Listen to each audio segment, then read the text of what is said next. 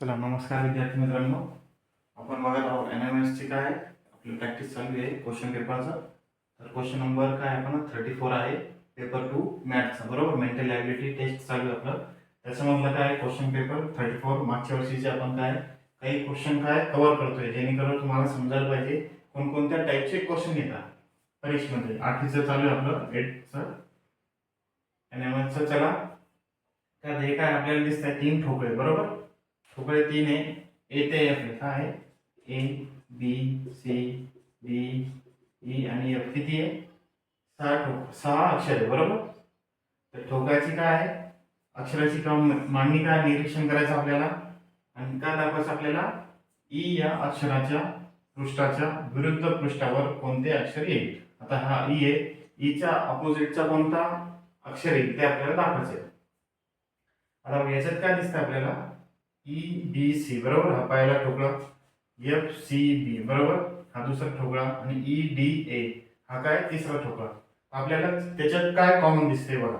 याच्यात ई आहे, याच्यात पण ई आहे, याच्यात आहे का ई नाही, याच्यात बी, याच्यात पण बी आहे, याच्यात सी आहे, याच्यात पण सी आहे, बरोबर. आता जे कोणते कॉमन आहे दोन, एक ई घेऊ आपण कॉमन, बरोबर.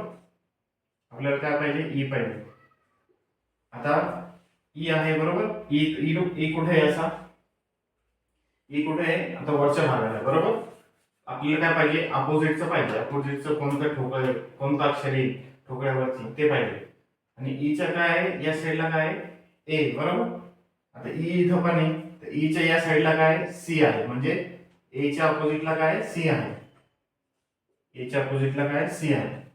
मग सेम कसं आहे? आता इथं वरती ई आहे, इथं ए आहे, इथं समोर काय? डी आहे, बरोबर. या ठोकळ्यावर काय आहे? या ठोकळ्यावर आहे ई वरती आहे, ए या साईडला आहे आणि डी या साईडला आहे, बरोबर. तर ए च्या अपोजिटला काय आहे? सी आहे. तर बी च्या अपोजिटला काय आहे? डी. म्हणजे इथं डी आहे तर इथं काय? बी. बी च्या अपोजिटला डी, बरोबर. आता काय उरले? फक्त एक अक्षर उरलेले आहे, एफ. काय उरलंय? एक एफ. कुठे आहे मग? हे ई च्या अपोजिटला एफ येईल. समजलं मित्रांनो?